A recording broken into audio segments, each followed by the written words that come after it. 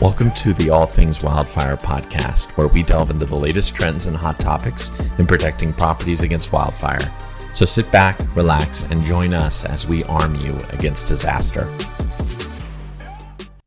Hey, welcome back everyone to another episode of All Things Wildfire. Today I have a special guest by the name of Jason Sautel. And some of you probably already have heard about him, have read his book. And it's such an honor, Jason, to have you on to really just talk about your experience as a firefighter. And man, I just want to jump right in because I've began to listen to your audiobook, and it's pretty powerful with some of the things that you've experienced in fighting fire. So can you kind of like take us into the time that you started firefighting, what took place, and then just let us know what your journey has been? Oh, yeah, definitely. And thank you for having me on, man. I'm just as excited to be here. Awesome. So I became a firefighter at the age of 18 in Riverside County as a volunteer in a small little community. Well, it's small back then, called Hemet, California, which was a farming community. Yeah. And, you know, the reason I joined the fire department is because I grew up in a single parent house, and which isn't that big of a deal, but it was for me because it was a house not full of love. My dad had a lot of struggles and my mom had left us. And you know, when I joined the fire department, I did it because I just felt something inside of me saying, you need to do something to help others. I had no idea what kind of a calling it was or anything. But at that point in my life, I was just a skater kid. I dropped out of high school in the 10th grade. And I was just going absolutely nowhere. I was hanging out with the wrong crowd because when we don't get love at home, we'll go find it in the streets or wherever, whatever the streets look like for you. And for me, being a young white dude from Southern California, I started hanging out with these guys with bald heads that like to skate too and wore combat boots. But trust me, I never took on their ideology or anything like that. That's why I Now, hold on a second. You're 18-year-old, you're a dropout, and the fire department still took you? Here's a crazy story. So we had lit up a dumpster. Well, I didn't light it up, but we lit a dumpster on fire in an alley where we were skating, and a fire engine shows up. Okay. And as they're putting the fire out, all of a sudden, one of the guys next to me starts just using just horrible racial slurs to these guys. And I was like, bro, knock it off. Those are the firemen. What's your problem? And it was right then the guys were like, bro, you're not like us. We knew. And, you know, they took off. Well, one of those firefighters like came over to me. He's all, have you ever thought about being a firefighter? And I was like, not for the most part. And he just talked to me for a minute, and he gave me some words of encouragement, which I'd never had because teachers hated me.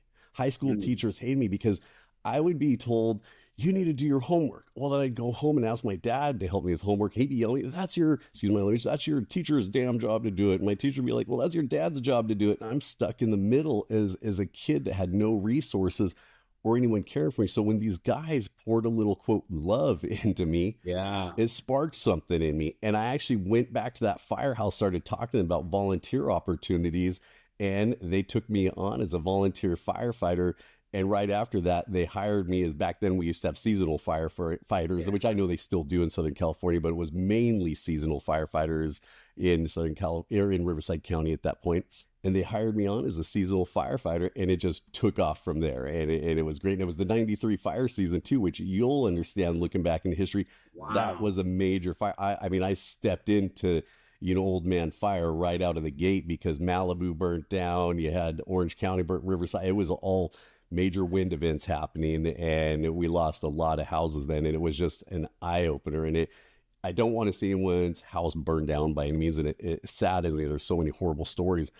But it gave me a sense of being part of something bigger to help people. And that's how I got into the fire department. And a couple of years later, I went to paramedic school, and I went back and got my GED too, because you kind of need that type of stuff to be a firefighter. And then got hired by the Oakland Fire Department and moved up north and became a, quote, big city fireman. To up north in Oakland. Yeah, culture shock, bro, in West Oakland at that, too. You know, 3 doors down for the Black Panther Party formed, and beautiful community, beautiful people, just... But because there is a high crime and drug rate in that neighborhood, we went out the door on a lot of bad things many times a day. So there was culture shock, but in a good way, because it opened my eyes up to cultures I'd never seen before. So it was a tragic but also beautiful thing all in one. Got it. So really quick, I do want to touch on, then we can jump back into Oakland, but I want to touch on that firefighter that took the time to talk to you. When I think back at my high school days, to me, it was the football coach, right? That had so much influence on what I was going to do in my mindset. But I know there are firefighters that listen to this podcast, and I just want to encourage them, or maybe actually, what can you share to them? Oh yeah. Because they run into kids all the time, and I'm sure that they do their part to try to encourage kids. But man, I think that's such a powerful position to be in, because even now, as a layman, before we got into firefighting, or I'm sorry, wildfire defense, Right.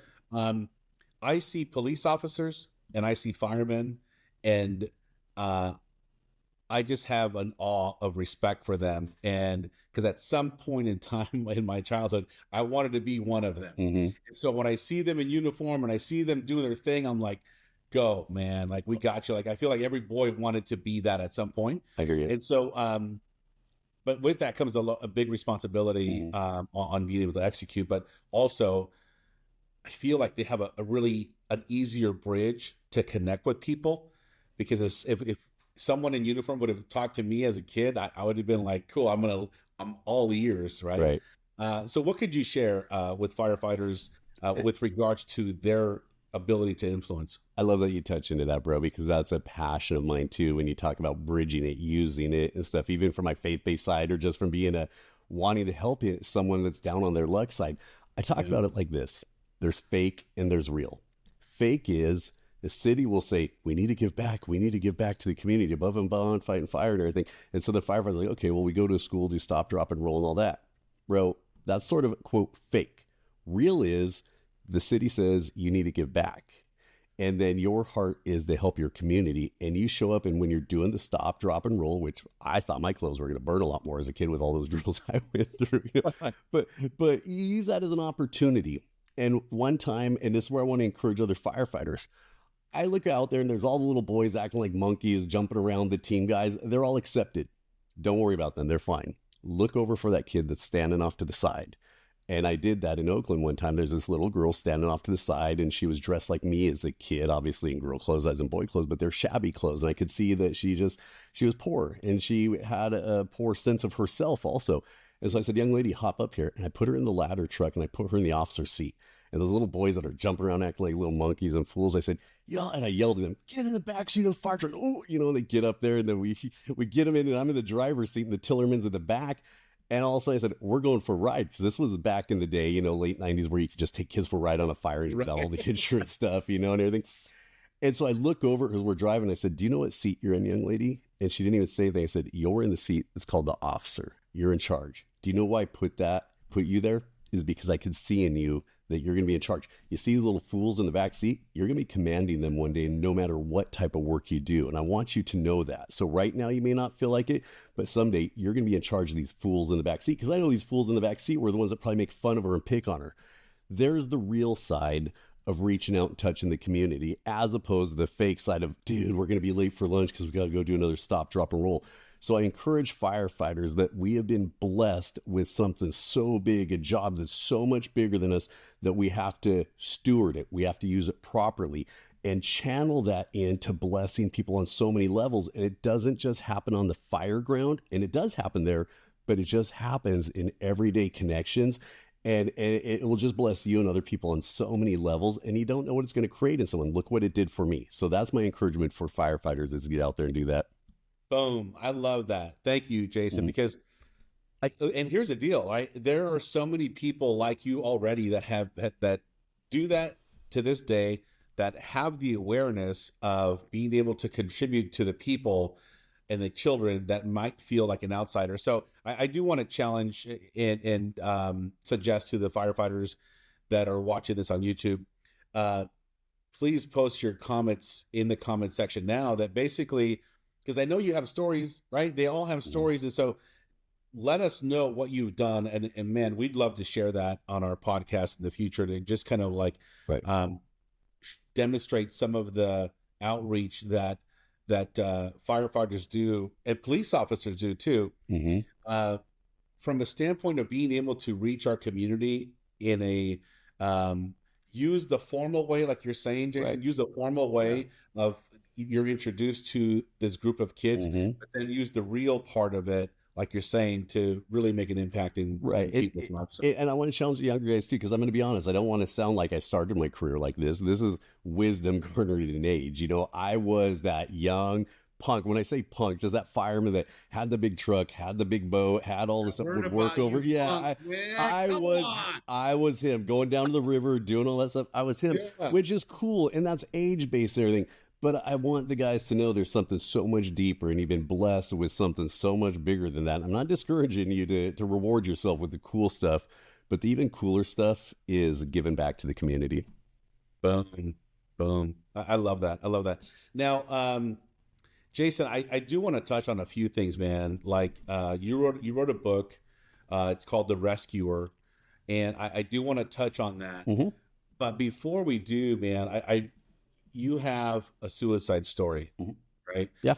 PTSD is very real for anyone on the front lines. And so I want to touch on that. Would you be willing to share For sure. what took you to this dark place and what happened and what took place? Oh, yeah, totally. And when I do this, a lot of folks listening may not have the same faith that I do. So, but I have to be real. I have to stand, and that's where I come from, while understanding anyone who hears this, even if you're not a Christian, there's help for you too. And I want you to get that help. And that's just a disclaimer I love to throw out there, because everyone's going to think, oh, well, unless I walk the same road you do, I'm not going to get help. You know, I'm like, no, there's help for you too. Okay. Don't get me wrong. I'll be praying for you, but there's help for you. Exactly. Yeah. I love it. Right. So anyways, you know, growing up in that darkness as a kid, my life was empty. And even at the age of like 10, I wanted to end my life, bro. I didn't want to be here anymore because my mom had moved away. My dad had demons from being raised by a cold dad and being a Vietnam veteran and all the stuff he struggled through. And unfortunately, he would take it out on me.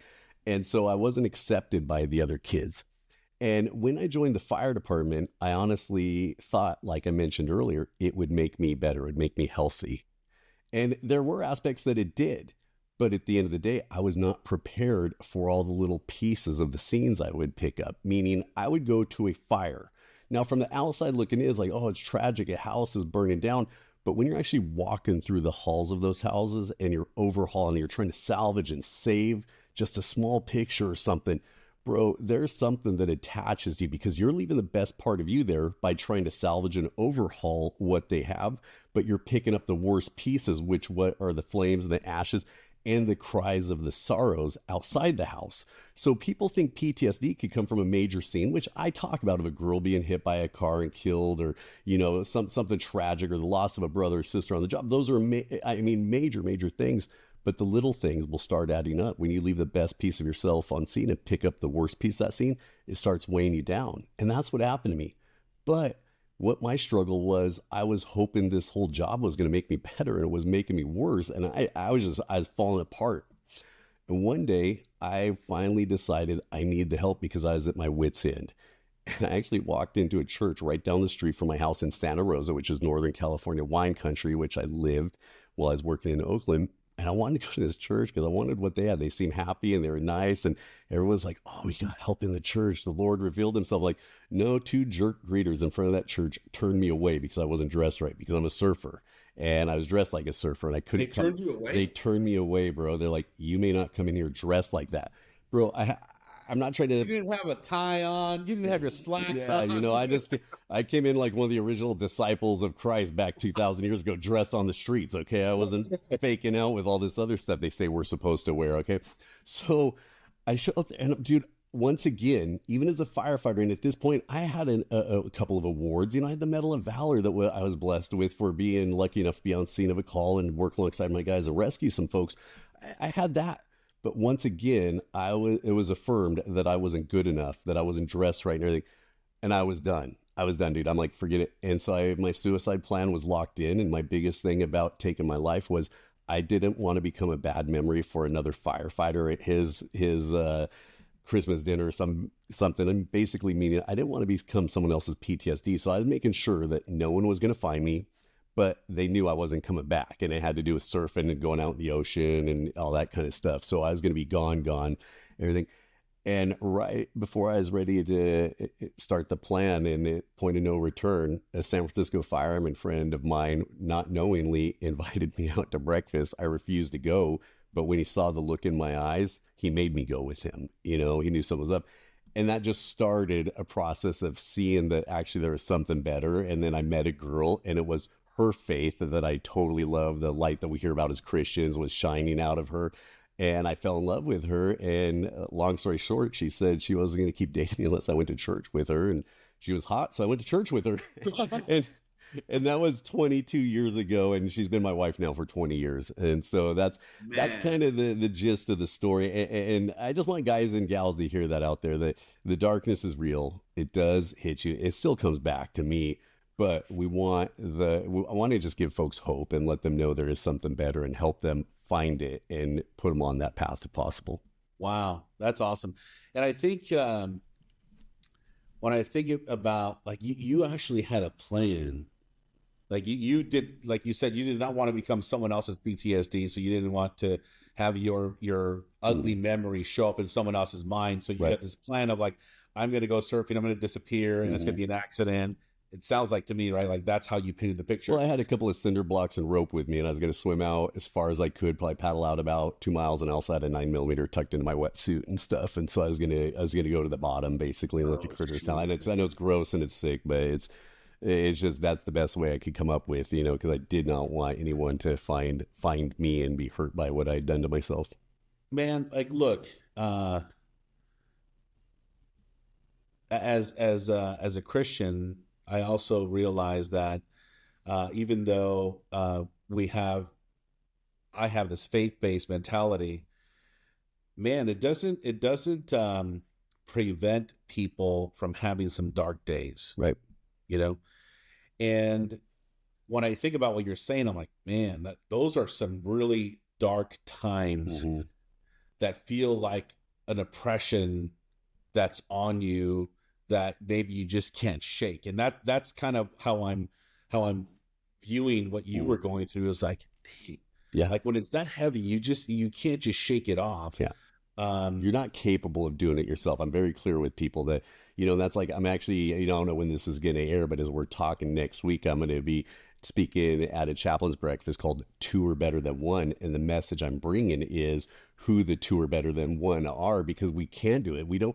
I've never put out a fire alone. I mean, I've stamped out a campfire. I've done stuff like that. Yeah. But two is better than one. That second person is actually a whole lot of people. It's a team that shows up with you to make things happen. And I want people to understand. And that's why I don't preach heaven and hell. And I mean, I preach heaven, but I'm not saying hell, because I lived in hell on earth for too many years. And I just want to bring people into the light. And regardless who I'm speaking to, they don't have to be. I pray, even if they're not Christians, that they just get the help they need. And that's something I'm clear about. So when I walk into a room, people might go, oh, here's that Christian firefighter. Well, check me out. I don't fit that whole, I'm a pastor, I'm a preacher, but I preach at Sunday mornings at my church because I've been called to go into the world as the person I was created to be, to give people the love they deserve. And that's all I try to do out there, bro. Boom. I love that. So when you say two are better than one, I think back to the firefighter who looked in your eyes and said, no option, you're coming with me, right? And so I think that's very powerful, again, for all of us to be using the awareness of, even if we're insurance professionals or realtors or any part of business, there are some times where we see people at a glance that are not in a good place, right? And really stopping and taking the time to invest our energy to serve that person, because that might be enough to just create that interruption. 100%. Yep. Yeah. Yep. Both it sounds like he interrupted you. He just grabbed you, right? And just he was like, let's go.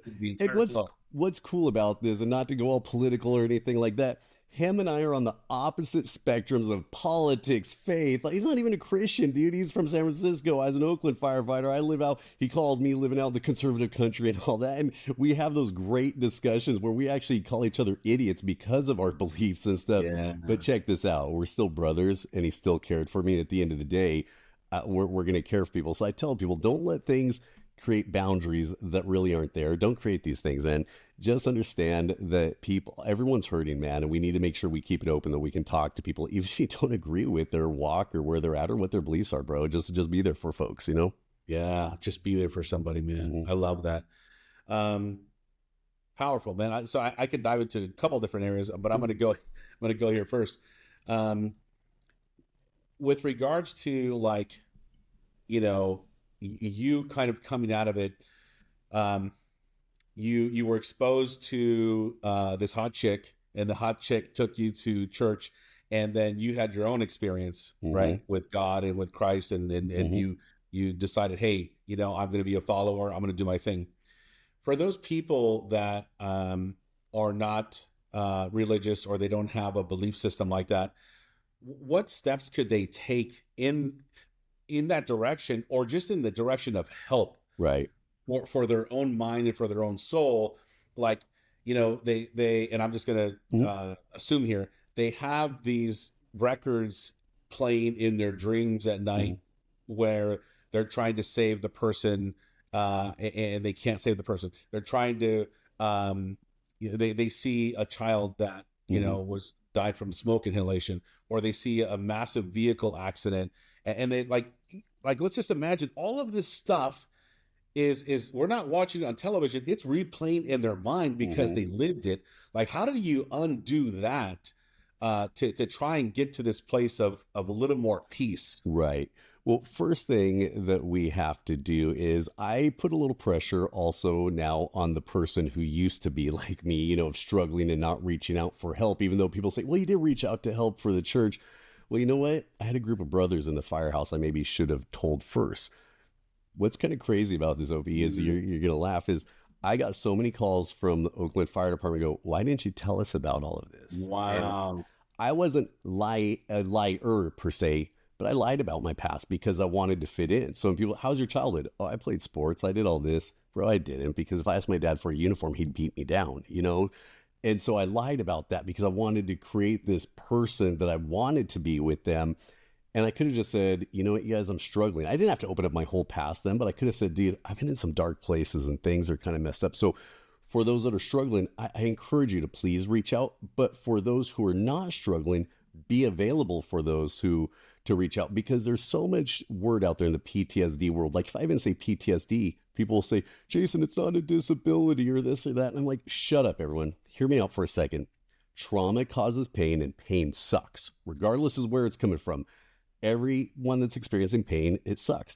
And so I want you to find the help that you need. So when we're saying stop the stigma, that's a cute little mantra, but mantras are great for billboards and stuff.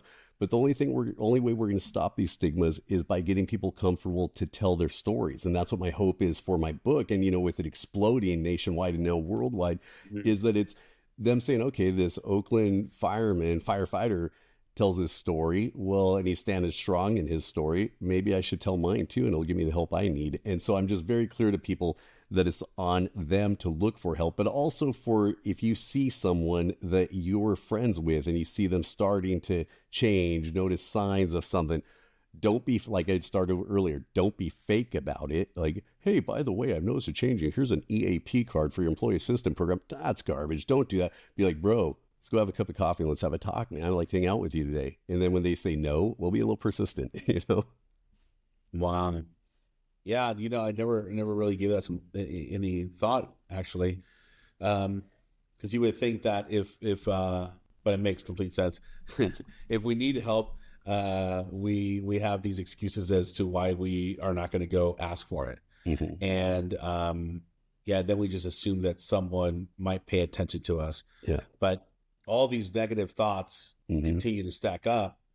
And then when someone doesn't allow you to go into church, you're like, okay, yeah, I'm done. Yeah, this is it. It's proverbial spoken it. Right. The straw that breaks the camel's back, if you will. It's just that point, and so people always want a formula of how someone's gotten to where they are. I don't even worry about the formula. If it's, people say, Jason, that affected you because that lady who died looked like your wife. I'm like, no, she didn't look anything like my wife. I don't know why this affected me.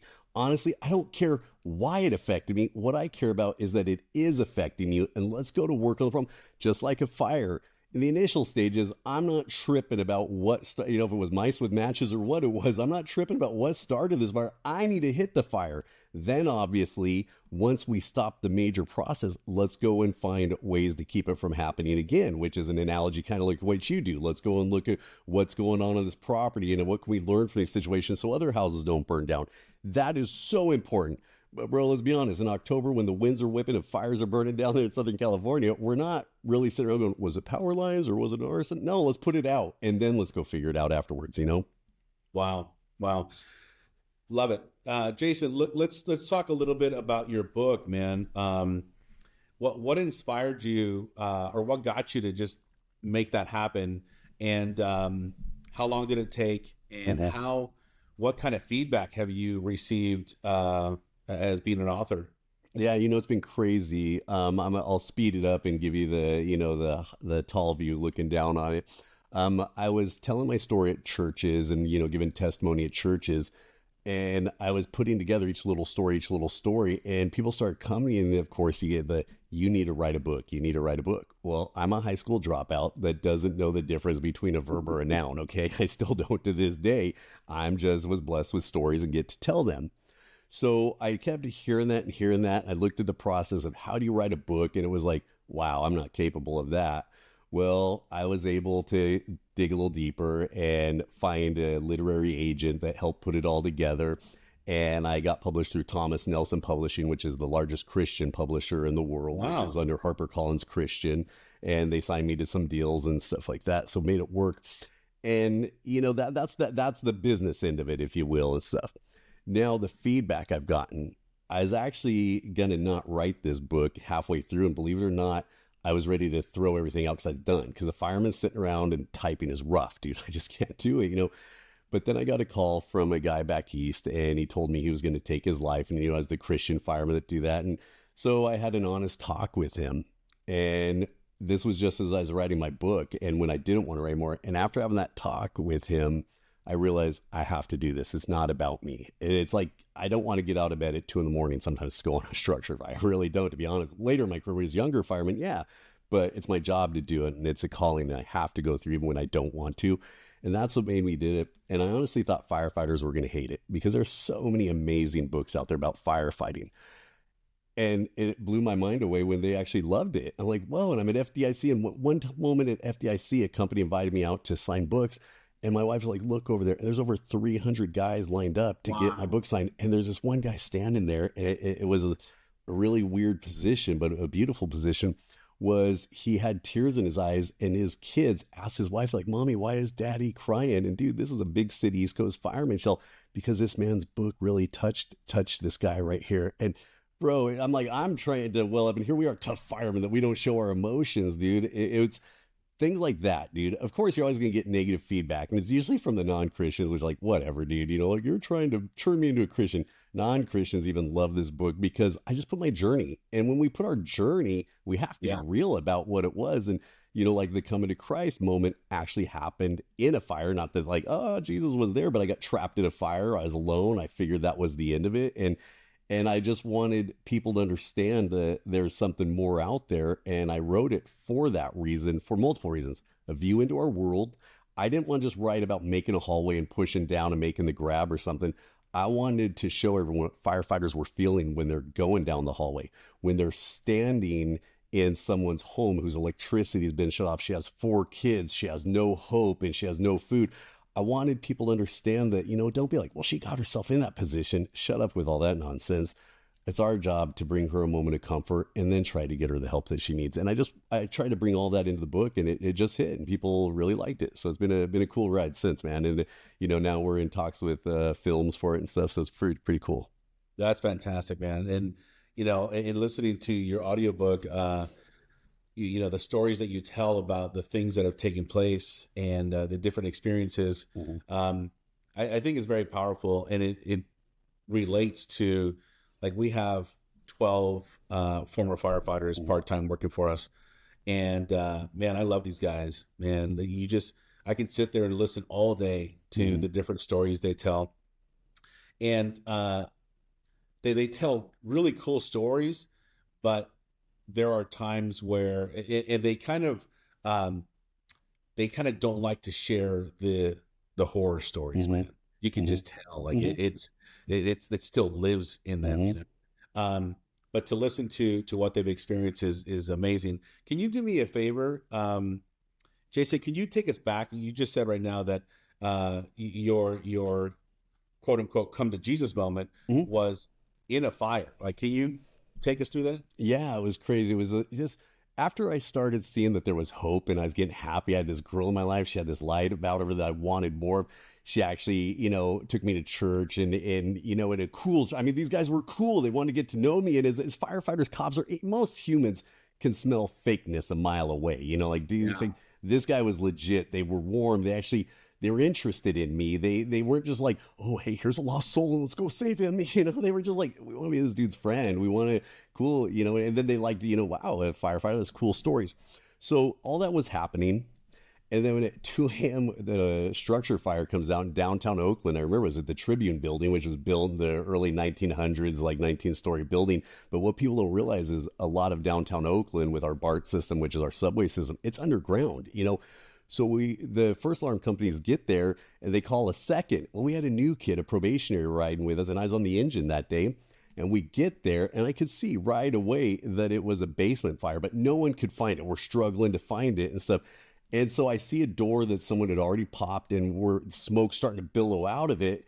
And so my captain goes up to command to talk to them. And I tell the new kid, get a big line, which is a 2.5-inch line to that door, but don't charge it. Don't come in, because the last thing you want is that huge, heavy line in a spot with only 2 guys, because it takes a lot more to go. And so I use my senior experience to go in. So I put on my mask, I'm crawling through it. It's getting hotter and darker. And it's just getting to a spot where I knew I should not have been. But for some stupid reason, I kept pushing through. And I get to the back of this room or building that I was in, and I hit a brick wall and I couldn't find my way out. I look back to my point of egress, my exit, and from ceiling to floor, just lit up in flames. Oh, And no. all I could think was, dude, I'm on the first floor and this is a basement fire that just collapsed. This is bad. So people are like, did you fall into training? I'm like, dude, I went into panic mode, bro, because I didn't have a radio with me either. We didn't, the only people in Oakland that carried radios were the officers at the time. And so I didn't have a hand radio to yell Mayday, my location. So I curl up in a ball and I start screaming at the top of my lungs, Mayday, Mayday, Mayday. Wow. When people can't hear me. So I'd lift my mask up, and yell it, put it back down and stuff. And Noah's coming. Well, then I look and now my pants are on fire. My turnout pants are on fire. And I started wondering, because like the amount of heat I should have been feeling and the amount of heat I was feeling, I wasn't. So I'm wondering what's going on. But all I could think is I'm done. So I curled up as small as I could, started slowing my breathing down and just praying that someone would come get me. And check this out. I wasn't even a Christian at the time, but I started praying, right? I started praying, God, I don't want to die like this. I don't want to die alone. Everything that I heard, like the gospel message that had been presented to me, now made sense to me. It became my reality that the darkness, the pain, the hell that people don't want to hear about was becoming real, because I was in hell on earth. And as I was praying, people were like, oh my gosh, did Jesus show up? Did God open up the heavens and doves fall? I'm like, no, a pack of firemen came in with that big line. They put out the fire and they pulled my dumb ass out, my dumb butt out and stuff, because I made all these stupid moves and they came rescue me. Well, what happened, to speed the story up, was back when we used to have these things called auto processing places where they had chemicals to make the photos and all that stuff. It wasn't just all digital. And as we were in this fire, the chemicals for the Photoshop of the Tribune were melting and the fluids was coming out. I had climbed through those fluids, and when the fire finally hit that room, it lit up. So that's why it wasn't as hot. That's why my pants were on fire, because I had the chemicals all over me and I wasn't like fully burning. Even I got blistered up pretty good, but it wasn't like I had to go to the burn ward or anything. If it was a true collapse, I don't think I would have made it out of there. But because it was what it was at the moment, I figured I was done. Looking back on it, I wasn't as close to death as I thought. But bro, it opened up my eyes, man. And the last thing I'm going to throw out there is, after responding to countless people and watching their eternities become locked in front of me as I was trying to save their lives, it's given me just a sense of urgency to preach the gospel. And at that moment, it also gave me a sense of urgency to reach out for the eternal help that I needed. And here's where I go, all religious, which is only going to come through Christ Jesus. So there's a story of how that happened. Wow. Man, when you watch eternities get locked in, That's deep, man. It's tough, dude. It really is, because everyone that I responded to in West Oakland, I'm not going to sugarcoat it, dude. Oakland has bad things happening for, we can figure out all the multitude of reason, politics, which, yeah, they are part of it. But at the end of the day, when you're a firefighter on the ground, those politics mean nothing. That doesn't mean anything. What that person was doing at 3 a.m. standing in front of that liquor store, that doesn't mean anything. He's not a drug dealer. To me, he's a 19-year-old kid who's taking his final breaths, and I'm trying to save him. That's what it is. The media and everyone will turn it into something else, a number, a crime. To me, that was a human being, dude. And when you're on the ground witnessing this day in and day out, it just changes your perspective, and it just makes you want to look what's really important. And people talk about, oh, more time with your family. This, I go, yeah, I want eternity with my family. That's where my importance lies. So when I say eternities are at stake, that's where I put my level of importance. But I also tone it down, because I don't want to push someone away by walking into downtown San Francisco and be like, eternities are at stake, with a megaphone and being stupid about it either. I want to do it in ways that's going to relate with people and they can understand. No, and I think when you even police officers, right? The military, they all deal with life and death, and they see it, maybe on a weekly or monthly basis. And that's where that lands on me. Like, dang, that's powerful, because eternities are being solidified, right in front of your eyes. Right? Yeah. Heavy. Jason, let's talk about this, this breakfast that you're having. What day is that? It's the 22nd of October, so it's coming up 22nd of October, and it's open to firefighters, anyone who works with firefighters, guys like you who are in the fire industry. What it is it's a way that the chaplains from the LA area can give back at a good breakfast. That, yes, there's going to be some good, I don't say gospel music, but there's going to be the Christian music from a really cool Christian band that's there. And come on now, free bacon, let's go.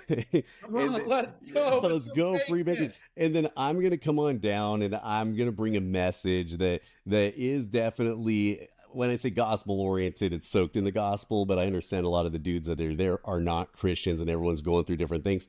So I'm going to present a message on who their second is, what their other person is, where they need to reach out in their life for help. And that's October 22nd. It's going to be so awesome. I mean, I get excited and blessed to speak everywhere, but this one just holds something in my heart, because being born and raised in Southern California, and to actually get to go back down there and talk to the guys and gals in the fire service. So anyone relating the fire service, from chiefs all the way up to people doing your type of work, come on down. You can register for it, and we'd love to have you there. That's awesome. And that's in Pasadena, is that right? Yeah, it's going to be right outside of Pasadena. I'm sorry, it's in the valley there with all the little small towns. There's what I try to say, but I can provide you with a link that you can share with people. We'll go ahead and post that. I don't, Vincent, can we release before then? I'll talk to Vincent. If not, don't worry about it. It'll be next year too. Don't worry. We'll have it next year. Get that out, man, because I think a lot of people would benefit. And look, as you're saying that, I'm thinking, what about the spouses, man? Like, the spouses have to live with you. The spouses have to live with us if we're going through these things, man. Like, what kind of pressure? Oh, how unfair is it, right, for that to be happening? Have you experienced any of that, or have people shared with you how that's impacted? Oh, well, I speak in that. It's kind of cool. Christy and I and my wife, we're actually writing a book about that now, because she's a labor and delivery nurse, me being a fireman. There's a lot that kind of goes hand in hand there. But what I tell the guys when I'm talking to them is I go, okay, your spouse, she's your spouse or he's your spouse, whatever it is, they were given to you, and they can handle what you're going through. I want to be so clear on this. So when guys go, I can't tell my wife, or a girl goes, I can't tell my husband what I'm going through, I'm like, so you're telling me they're that weak? You married someone that weak? I don't buy it. Now, do I need to give the smells, the gore? What? I mean, if I tell my wife, a little girl was hit by a car yesterday and she didn't make it, and what made it worse was the family was on scene. Bro, I don't need to paint any more picture than that. She knows what it is. She can handle it. Now I'm sharing that pain with her, and God has given her everything she needs to deal with that and to help me work through it. I can't walk alone on that. I need her there with me walking through it. So when a guy is so tough that he's like, I just deal with it and I'll handle it because she can't handle it. Me and the guys are just going to go drink a beer. Well, there's a time and a place to go grab a beer with the guys. I have no issues with that whatsoever. My diabetes keeps me from it, but I'll come hang out with you guys and chill and stuff and have a good time with you. But bro, you need to, the person that you've become one with, that is your closest confidant, that is your accountability partner, you need to share with them, dude. And you need to listen to what they can pour back into you. It's super important, man. That's power. We can't walk alone, man. I think that's awesome. And then also, to your point, the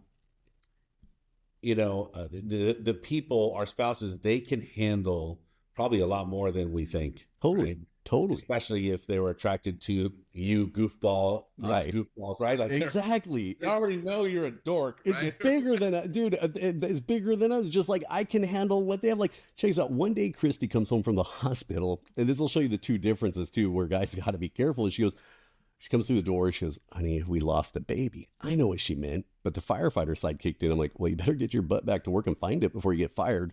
Way wrong thing to say, dude. Way wrong thing to say. And I'm sorry if that offends some people out there. But, because with me, a lot of what I would say incidents that don't affect me, we would get through with joking and laughter, even though it sounds horrible and stuff. But your audience, but I should have reflected the time and go, you know what, you idiot, that's not what your beautiful wife needed. She needed you to say, "I'm really sorry. What can I do for you? Or can I just sit here and listen?" Because men, we like to fix, and I know women do too, but we're fixers, bro. And sometimes it's better for us just to listen and then not say something stupid either. Yeah, that's awesome. Jason, look, it sounds like you have a lot to give to people, man. And your journey, your mission, your lot in life is to be able to influence and impact first responders, to be able to change the direction of their life, change the mentality of their thinking, improve relationships, improve themselves. I think it's beautiful, man. I think you're on something. You're on an awesome mission. We want to support that. And I would say for anyone listening, please look up Jason Sautel. Look up the book, The Rescuer. As a matter of fact, you know what we'll do? I'm going to give away some of your books, Jason. That's what I'm going to do. Wow. So I'm going to suggest now to anyone listening, if you just email us and say, "Hey, I'll take a book," we will deliver a book to you. We'll mail it to you. And so that way we kind of support what you're doing, Jason. I really do align with what you're doing, man. Because dude, that's means a lot. Yeah, no, the more and more that we get exposed, in my world, I'm a disaster restoration contractor. That's been my world for 30 years. Right. The last 3 years, I ran into this, wildfire prevention stuff, which became kind of new to me. And I jumped into a ton of research, and I met some very, very wonderful, beautiful people that are firefighters, fire ladies. Man, and it's a different world. And the joking that you just did right now about, "Oh, you better go find the baby," I hear that like they just jab on each other, man. And I'm like, you guys have that kind of relationship? You guys jab on each other like that? And they laugh. And I'm like, that's a whole nother way of relating to each other. Right. That is a really cool bond that I think many people don't realize. And man, to have ladies and gentlemen out there wanting to look out for our good and help us in the time of need, they have a very, very good, tight-knit group and family. And I think the permission that you're giving people now is, hey, man, like, communicate even the ugly stuff. Right. Communicate and share, man. You nailed it. Where I'll go with that real fast as we start wrapping up here is, you know what? You're never going to be in that foxhole with us unless you've been in that foxhole with us. But we'll give you insight in that foxhole. We'll let you look into it. But at the end of the day, the firefighters you see, even when you come into our firehouse and we welcome you in and we break bread with you, we're giving you insight into our foxhole. But that foxhole is, quote, a sacred place. And unless you've ever been there with us, it's kind of hard to experience. It doesn't make us better or worse, but that's why we're a tight-knit community, because all I have to do is look at someone and say, I got overran by fire, which happened to me one time on a wildland fire down there in Southern California. And they know what I felt. They know, I don't even need to explain it. Like, how'd you guys deal? Like, it was scary, bro. I'm not going to lie. And we leave it at that. You know what I mean? And so I love giving people a look into our foxholes and show them what everyone's going through. But the only reason I do that is because I want them to support my brothers and sisters. When someone reads my book, I don't want them to see me. I want them to see themselves. I want them to see the fire service. And when they're reading the book from an outside fire service view, I want it to be a window into our world to see the things we're going through, not because we're better or worse. It is what it is, and I want people to see it. Boom. Jason, thank you so much, man. I really do appreciate you sharing some very intimate things that have taken place, but also very glad to have you share this message on our podcast so we can share it with many, many others. And I would encourage those that are listening to listen to it, absorb it, reach out to Jason, buy his book, or contact us and say, I'll take a book and we'll ship it over to you. But also share it with others, because this could be just the interruption that someone needs to be able to kind of snap out of it a little bit, to give them enough time to kind of go, okay, there is a different way. Let me not spiral down into this dark place any longer. Let me see what other options there are out there. And listening to Jason's story, I think, would be such a powerful step in the right direction. Jason, is there any final thoughts, brother, that you want to leave with the crowd? We're going to do our best to get this out before the breakfast event to try and get more people there. But any final thoughts? I just want to throw it back out there. First off, to thank you guys for bringing me on and give me an opportunity to get the message out there that I've been given. But number two, I just want the guys and gals, regardless if you're in the fire service or not, to know that there's hope. It just isn't about all this crap that we're going through here. This world is a loud pain machine that's just going to weigh you down and throw nonsense at you, and it's extremely loud. And my prayer for you guys is just to slow down, clear that noise out for a few minutes, and just understand that there is hope, okay? And go seek it. Boom. Boom. Awesome. Jason, thank you so much, brother. God bless you, man. We will be in touch, and I won't be able to make the breakfast because I have an appointment in Montecito, but I'll make sure to stay in contact with you, brother. Thanks, man. I super appreciate all that you guys are doing. And let me know, I'll put this out on my socials when it's ready to go and stuff too. But I really appreciate everything you're doing. And also with your business, dude. You're blessing so many people on so many levels by restoring them back to what they deserve. So thanks for you also doing that with your business. Boom. Thank you, brother. All right. That's all for this episode of All Things Wildfire. If you like this episode, be sure to subscribe to our show and follow us on social media to stay up to date on all things wildfire. And as always, thanks for listening.